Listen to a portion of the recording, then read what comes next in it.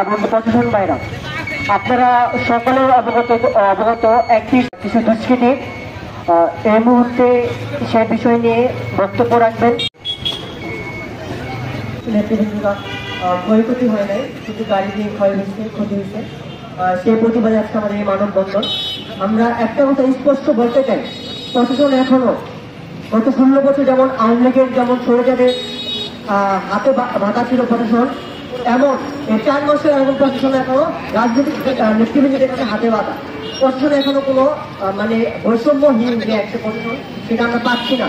প্রশাসনের কাছে বারবার গেলেও আমরা ফিরে আসতে হচ্ছি, কিন্তু প্রশাসন যে ঠিকভাবে কাজ করতেছে কোনো নিরাপত্তা নেই আমাদের বিশেষ করে আমাদের বৈষম্যবিরোধী ছাত্র আন্দোলনের কোনো নিরাপত্তা নেই, কারণ নেতাকর্মী আছে। প্রতিদিন আমাদের হুমকির শিকার হচ্ছি, আমরা শিকার হচ্ছি, কিন্তু প্রশাসনকে বলার পরও তারা কোনো এটা অ্যাকশনে যাচ্ছে না।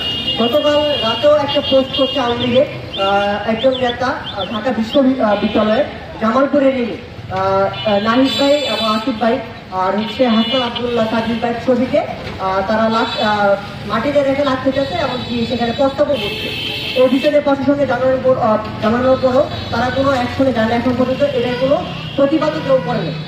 আমি যখন প্রশাসনকে জানাই তারপর তারা বলে যে এই বিষয়টা দেখতেছি, দেখার পরে আমাকে বলে যে তার ঠিকানাটা বের করে দেয়। ঠিকানা বের করতে আপডেট দিতাম আমি ঠিকানা বের করার দায়িত্ব হচ্ছে আপনাদের প্রশাসনের। প্রশাসন যদি ঠিকানা না বের করতে পারে তাহলে আমরা কি? আমরা তো প্রশাসনের যে সাইবার আইডিটা আছে সেখানে গিয়ে তো আমরা কাজ করতে পারবো না। প্রশাসন যদি না কাজ করে তাহলে গত 31 তারিখে জামালপুর থেকে প্রত্যেক উপজেলা থেকে সব উপজেলা থেকে 1টি এবং 2টি করে বাস করে মোট 10টি বাস নিয়ে আমরা ঢাকায় গিয়েছিলাম স্মার্টফোন ইউনিটির জন্য।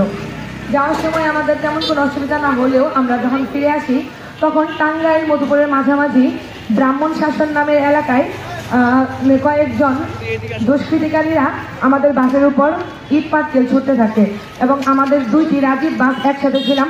প্রথম বাসটি বাস কাটিয়ে চলে গেল, পরের বাসে তারা বেশ কিছু আয়না মানে বাসের জানালা ভাঙে এবং তার পাশে আমাদের এক ভাই ছিল, ভাইয়ের হাতের মোবাইলের গ্লাসটি ভেঙে যায়।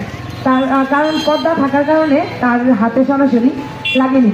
আমরা এই ব্যাপারে প্রশাসনের কাছে গেলেও তারা এখন পর্যন্ত আমাদের কাছে কোনো সুষ্ঠু তদন্ত দেয়নি, তার কোনো ফলাফল এখনো দেয়নি। আমরা যারা জুলাইয়ে অভ্যুত্থানে অংশগ্রহণ করেছিলাম তারা অবশ্যই বীর বিপ্লবী, এবং এই বিপ্লবীদের এখন নতুন একটা স্লোগান আসছে, খুনিরা রাস্তায় বিপ্লবীরা পস্তায়। এটা হয়ে গেছে আমাদের বর্তমান অবস্থা। ইতিহাস সাক্ষী, ইতিহাস কখনো দেখেনি কোনো রাজনৈতিক দল ছাড়া অন্য একটি স্বৈরাচারী দলকে তার গদি থেকে নামিয়েছে, আর সেই ইতিহাস রচনা করেছি আমরা 24-এর যোদ্ধারা। 24-এর শহীদরা তাদের জীবন দিয়ে গিয়েছে, কিন্তু তাদের জীবনের মূল্য আমরা এখনো যথাযথভাবে পাচ্ছি না। আমরা এখনো নিরাপত্তাহীনতায় ভুগছি। আমাদের ফেসবুকের মাধ্যমে আমাদের হুমকি দেওয়া হয়, আমাদের বলা হয় তোদেরকে আমরা দেখে নেব। তারা যদি এখন আমাদেরকে দেখে নেয় তাহলে আমরা পরিবর্তনটা কিভাবে নিয়ে আসবো? আমরা 24-এর শহীদেরা যারা জীবন দিয়ে গেছে তাদের জীবনের মূল্য তাদের দিতে হবে।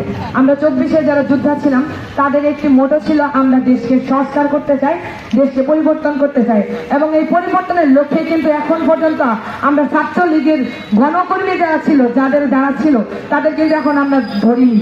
এখন যদি স্বৈরাচারী সরকার থাকতো আর যদি 5ই আগস্টে আমাদের বিপ্লব না হতো তাহলে কিন্তু আমরা রাস্তায় বা ঘরেও থাকতে পারতাম না। আমরা কই থাকতাম আমরা কেউ জানি না, কিন্তু আমরা চাই পরিবর্তন হোক। এই জন্যই আমরা গণহারে ছাত্রলীগদেরকে ছেড়ে দিচ্ছি, কিন্তু এইভাবে ছেড়ে দিতে দিতে আর কত? আমাদের যেখানে জীবনের নিরাপত্তা নেই। আমরা চাই প্রশাসন এর জোর দিয়ে আমাদের এটা তদন্ত করুক। ধন্যবাদ। স্বাধীন করতে পেরেছি মনে হয় না আমরা স্বাধীনতা পেয়েছি। যদি আমরা স্বাধীনতা পেয়ে থাকি তাহলে কেন আমরা সংস্কার কাজে ঢাকা পথে আসার সময় কেন আমাদের উপর এই ধরনের হামলা হলো? কেন তার কোনো তদন্ত করা হলো না? প্রশাসন কেন তার জোরদার করলো না? তারা কি এখনো তাদের সাথে লিয়াজু আছে? তারা কি এখনো তাদের সাথে এখনো পার্সিয়ালিটি আছে তাদের? যদি না থাকবে কেন তাদের বিচার হচ্ছে না? কেন প্রশাসন তাদের ধরছে না, করছে না তাদের কোনো বিচার? তারা কি এখনো তাদের হাতে বাঁধা? যদি তাই হয় তাহলে এই সংস্কার হলো মিথ্যা, এই আন্দোলন মিথ্যা ছিল তাদের কাছে। কিন্তু একটা কথা মনে রাখবেন ছাত্রলীগ ভাইরা, এই মানুষ মারার রাজনীতি করে কখনো মানুষের পরিবর্তন করতে পারবেন না, দেশের পরিবর্তন করতে পারবেন না। যদি পরিবর্তন করতে চান তাহলে সততার সাথে জীবন পার করুন। বৈষম্যবিরোধী ছাত্র আন্দোলন যে উদ্যোগ নিয়েছে দেশ গড়ার সংস্কার করার শেষ সংস্কার যদি পাশে না থাকতে পারেন দূরে থাকেন পরে প্রশাসন আবার আগের মতো হয়ে গেছে।